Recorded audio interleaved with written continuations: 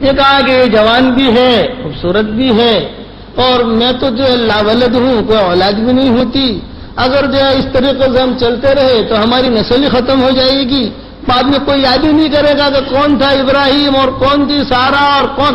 بھئی یہ جو ہے اچھا، یہ دوسرا یہ کہ یہ عمر میں چھوٹی ہے، اور دوسرا ہے کہ میں عمر میں بڑی ہوں، میں خدمت بھی نہیں کر سکتے تمہاری، تم نکاح کرو. اب نکاح ہو گیا. نکاح جب ہوا تو اللہ کا کرنا ایسا ہوا کہ ابراہیم علیہ السلام کی عمر تو 80 سال 85 سال کی تھی، یہ حضرت حاجرہ یہ نوجوان. اب پہلے سال میں اللہ نے امید دلا دی، حمل ٹھہر گیا. وہاں پرانی زندگی تھی حضرت سارہ کی، کافی دنوں ساتھ رہے، وہاں کوئی اولاد اب تک ہوئی ہی نہیں، اور یہاں پہلے سال میں یہ امید سے ہو گئی. جب امید سے ہوئی اور انہیں پتا چلنے لگا کہ یہ حمل ٹھہرا ہے، ایک فرشتے نے غیبی آواز لگائی، تیرے پیٹ میں جو بچہ ہے وہ لڑکا پیدا ہوگا اور اس کا نام تو اسماعیل رکھنا. یہ غیبی صدائی. اچھا، یہ اکیلی یہ جو بھی ہوتا ہے قصہ ابراہیم علیہ السلام سے کہتی ہیں خدا کرنا اسماعیل علیہ السلام بھی پیدا ہو گئے، نام بھی اسماعیل ان کا رکھ دیا. لیکن اب جب بچہ پیدا ہوا تو ظاہر بات ہے کہ ابراہیم علیہ السلام کچھ وقت زیادہ حضرت حاجرہ کے پاس بچے کو دیکھنے جاویں، ملنے جاویں، تو حضرت سارہ کے دل میں یہ بات آئی کہ ہو یہ تو کیا ہو گیا صاحب. رشک آنے لگا کہ صاحب ایک تو ایک میں اتنی پرانی بیوی، مجھ سے تو کچھ ہوا نہیں، اور اسے لاتی جو ہے حمل ٹھہر گیا، پھر نکاح بھی میں نے کرا. اب وہ آپس میں تھوڑی سی نوک جھوک، سمجھ گئے. دنیا میں عورت کے لیے سب سے زیادہ تلخ چیز اگر کوئی ہے تو وہ سوکن ہوتی ہے. یاد رکھنا، سب سے کڑوی چیز کہ ہمیشہ سوکنوں میں کچھ نہ کچھ ان بن. یہ نظام ہے، یہ اللہ کا نظام ہے. وہ غیرت ہوتی ہے عورت کے اندر. چنانچہ ماؤں کے قصے اس میں بھرے ہوئے ہوتے ہیں، لیکن وہ ظاہری خالی ان بن ہوتی ہے، اندر دلوں میں بہت محبت.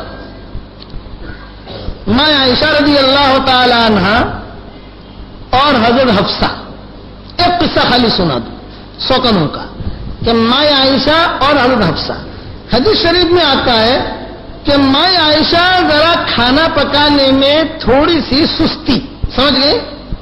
بعض عورتیں ہوتی ہیں کھانا پکانے میں تھوڑا کم ماہر ہوتی ہیں، اور بعض عورتیں ہوتی ہیں جو پٹاپٹ تھوڑی دیر میں کھانا تیار کر دیں، تھوڑی دیر میں سلیقے سے کھانا رکھ لیں. ایک مرتبہ حضور صلی اللہ علیہ وسلم تشریف لائے اور حضور نے خالی باہری سے آواز دے دی، ارے بھی کچھ مہمان ہیں، کچھ لوگ ہیں، جلدی سے کھانا بھیجو.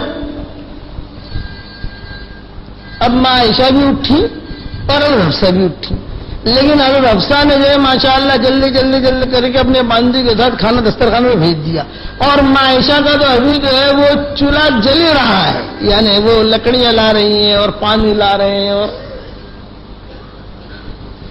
اب جب حضرت حفصہ کا کھانا آ گیا تو ماں عائشہ نے باندھی سے کہا کہ ابھی ذرا دیکھ تو صحیح، اور لونڈی ذرا دیکھ تو صحیح. وہ حفصہ نے بھیجا تو وہ لونڈی جانے آ کر کہا باندھی نے، امی جان حفصہ کے وہاں سے کھانا تو آ بھی گیا. ہاں حفصہ کے وہاں سے کھانا آ گیا، اور ابھی اپنا تو تیار ہو رہا ہے، ابھی تو اپنا پانی ہی آ رہا ہے. وہ ہوتا ہے نا ابھی پانی آ رہا ہے، نمک، ارے نمک کہاں ہے، ارے بھی وہ جو بھی ضرورت کی چیزیں، اور وہاں سے وہ کھانا پکا کے آ بھی گیا. تو ماں عائشہ نے اس لونڈیا سے کہا کہ دیکھ میرا کھانا پہنچے بغیر حضور کھانا تو کھائیں گے نہیں. یہ بات تو طے ہے کہ وہ کھانا بھلے ٹھنڈا ہو جائے، جب میرا کھانا پہنچے گا تو ہی کھانا اسٹارٹ ہوگا. لیکن کام ایسا کرنا ہے کہ اپنا کھانا جب پہنچے تو دسترخوان بچھاتے ذرا تھوڑا یوں کر کے وہ حفصہ کا کھانا گرا دینا، اور ایسا گرائیے کہ برتن بھی ٹوٹ جائے تاکہ دوسری مرتبہ جلدی بھیج بھی نہ سکے.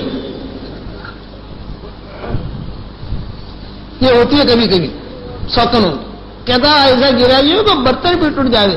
اب وہ جو باندھی تھی وہ بھی ہوشیار، چنانچہ وہ بھی جو ہے برتن لا رہی ہے اور یہ لا رہی ہے اور کھانا بھی لے آئی، اور حضور صلی اللہ علیہ وسلم تشریف فرما ہے بیٹھے ہوئے ہیں، اور اور وہ باندھی آگے جاؤ تو چلتے چلتے وہ کھانا ماں عائشہ کا رکھتے رکھتے کوئی باندھی نے ایسی حرکت کی کہ حضرت حفصہ کا سارا کا سارا کھانا بھی گرا دیا اور برتن بھی توڑ دیا. اس زمانے کے برتن ہمارے جیسے تو نہیں ہوتے تھے بھائی، مٹی کے برتن. وہ یوں کیا تو وہ برتن بھی. اور حضور صلی اللہ علیہ وسلم نے یہ منظر دیکھا تو آپ خاموش رہے. آپ سمجھ گئے کہ معاملہ ہے کچھ اندر سے. آپ سمجھ گئے اتنا کہ ہے معاملہ کچھ اندر سے. اب جو ہے حضور صلی اللہ علیہ وسلم نے اس باندھی سے پوچھا بھائی کیا تو باندھی جو ہے وہ بھی مگر بات کی وہ بات تو پتا تو چل جاتا ہے نا کچھ. تو کہا کہ مجھے اندر سے. اب ماں عائشہ کو پتا چلا تو حضور صلی اللہ علیہ وسلم نے ماں عائشہ کو بلایا اور بلا کر یوں کہا یہ کیا ہوا. ماں عائشہ نے کہا کہ وہ رکھنے میں نہیں کہ تم نے کچھ کہا ہوگا. یہ کہا حضرت چوک ہو گئی، جرمانہ کیا دوں. آپ نے فرمایا جرمانہ یہ ایسا ہی برتن بھیج دے اس کے وہاں. یہ برتن توڑا ہے. اور حضور صلی اللہ علیہ وسلم نے وہ کھانا جو تھا وہ لیا اور لے کر اسی برتن میں ٹوٹے برتن میں رکھا اور حضور نے حضرت حفصہ کا بھی کھانا کھایا اور حضرت عائشہ کا بھی کھانا کھایا. اگر کھانا یہ بھی کھاؤں گا کھانا یہ بھی کھاؤں گا اور اس کا بدلہ یہ ہے کہ تم نے یہ کیا برتن تم نے توڑا، تم نے ہاتھ سے نہیں توڑا لیکن توڑوایا تو اس لیے ایسا برتن بھیج دو وہاں پر. تو یہ کچھ نہ کچھ سوکنوں کے اندر آپس میں. اسی لیے ام حبیبہ کا جب انتقال ہونے لگا تو ماں عائشہ رضی اللہ تعالیٰ نے تشریف لائی اور آ کر یوں کہا کہ سوکنوں میں آپس میں کچھ نہ کچھ باتیں ہو جاتی ہیں، مجھے تم معاف کر دینا. ام حبیبہ نے کہا میں تو پہلے ہی معاف کر چکی ہوں. میں اس لیے کہتا ہوں کہ کسی کو 2 بیویاں ہوں 3 بیویاں ہوں 4 بیویاں ہوں تو آسان طریقہ یہ ہے کہ آپس میں ان کے دل صاف ہونی چاہیے اور شوہر جو ہے وہ بھی اعتدال کے ساتھ لے کر چلے. ہے بہت مشکل. وہاں تھانوی رحمۃ اللہ علیہ فرماتے تھے میں نے دوسری شادی کر لی اور شادی کر کے میں سمجھ گیا کہ لوہے کے چنے چابنے ہیں. یہ کہ ہے بہت مشکل کہ قرآن نے کہہ دیا کہ لن تستطیعوا ان تعدلوا بین النساء ولو حرصتم. لیکن کسی نے کیا کر لیا کوئی گناہ کا کام نہیں. لیکن تدبیر ایسی کرے کہ محبتیں باقی رہیں اور وہ خواتین بھی ایسی تدبیر کرے کہ محبتیں باقی رہیں.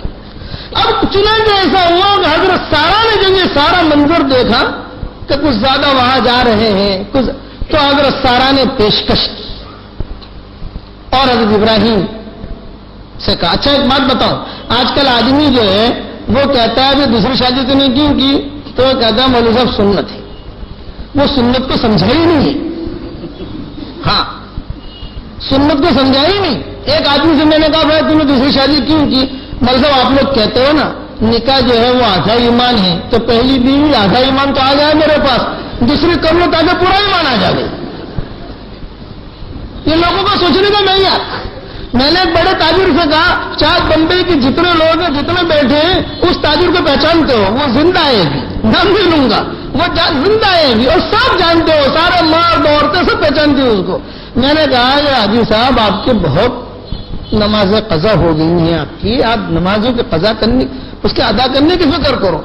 ہاں مولوی صاحب میں کروں گا انشاءاللہ. میں وہ زندہ ہے وہ بھی سن رہے ہوں گے بیان ہمارا تو وہ انہوں نے میں مولوی صاحب کروں گا.